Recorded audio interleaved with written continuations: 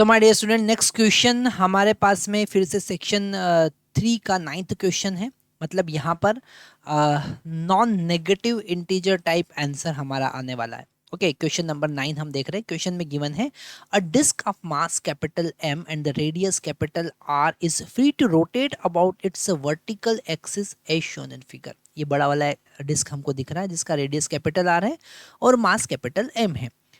A battery operated motor of negligible mass is fixed to this disk at a point on its circumference. Okay, तो यहाँ पर इसके circumference पे हमने एक बैटरी की हेल्प से इसको रोटेट करवा रहा है। Another disc of mass capital M and the radius R/2 is fixed to the motor thin shaft. Initially both disc are at rest, दोनों रेस्ट पर है। Okay, the motor switched on so that the smaller disk rotate at uniform angular speed. Okay, if the angular speed at which the large disk rotates is omega by n, what is value of n? Okay, तो यहाँ पर हम जो concept use करेंगे वो angular, दोनों uniform motion perform कर रहे हैं, है ना। तो यहाँ पर हम परफॉर्म करेंगे कंजर्वेशन ऑफ एंगुलर मोमेंटम का।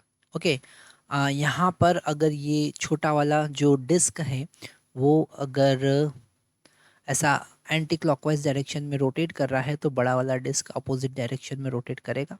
ओके, तो हम ये जो छोटा वाला डिस्क है जहाँ पर मोटर लगा हुआ है उसके अबाउट टॉर्क, उसके अबाउट एंगुलर मोमेंटम कंजर्वेशन देखते हैं। ठीक है, तो हम यहाँ पर बात कर रहे हैं कंजर्वेशन ऑफ एंगुलर मोमेंटम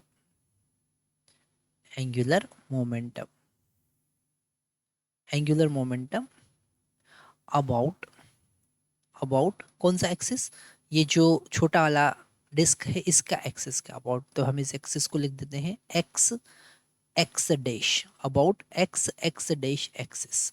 इस एक्सिस के अबाउट हम यहाँ पर एंगुलर मोमेंटम कंजर्वेशन देख रहे हैं। ओके, इस एक्स डैश एक्सिस के अबाउट एंगुलर मोमेंटम का कंजर्वेशन। तो यहाँ पर हम सिंपल सा कॉन्सेप्ट लगाएंगे कि whatever the angular momentum of smaller disc is equal to angular momentum of large disc. So I of smaller, इसको हमने I1 लिखा, omega of smaller that is omega is given, और I2 that is large बड़े वाले का moment of inertia, और उसका जो वेलोसिटी है angular velocity omega by n है। ठीक है, तो अगर हम इस छोटे वाले डिस्क का मोमेंट ऑफ इनर्शिया देखें इसकी एक्सिस के अबाउट, तो वो होगा mr/2 whole square divided by 2 into omega. और जो बड़ा वाला डिस्क है उसका मोमेंट ऑफ इनर्शिया खुद की एक्सिस के अबाउट कितना होगा, mr²/2। पर हमको तो एक्स एक्सिस के अबाउट निकालना है, एक्स डैश जो एक्सिस हमने लिया उसके अबाउट निकालना है। तो हम यहाँ पर पैरेलल एक्सिस थ्योरम लगाएंगे, मतलब कि हमको mr² और ऐड करना पड़ेगा। ठीक है, क्यों? क्योंकि ये है IC या IG और ये है mh², और h का वैल्यू यहाँ पर कितना है, h का वैल्यू यहाँ पर कितना है, h का वैल्यू इन दोनों एक्सिस के बीच का डिस्टेंस r के बराबर है, क्योंकि हम इस एक्स डैश एक्सिस के अबाउट मोमेंट ऑफ इनर्शिया निकाल रहे हैं।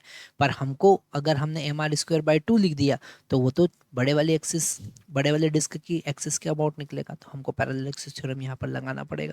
ठीक है, आगे देखते हैं इसको। तो हम यहाँ पर इसे सॉल्व करते हैं, omega by n as it is, omega से ओमेगा यहाँ पर कैंसिल कर देंगे, ये हो जाएगा mr² divided by 8 is equal to, ये हो जाएगा 3mr², यहाँ पर कैपिटल M आना चाहिए, divided by n 2n। Okay, तो mr² से mr² भी कैंसिल हो जाएगा, ये 4 टाइम यहाँ पर कैंसिल होगा, और n का वैल्यू हमारे पास में आ जाएगा 12। तो हम इंटर करेंगे 12।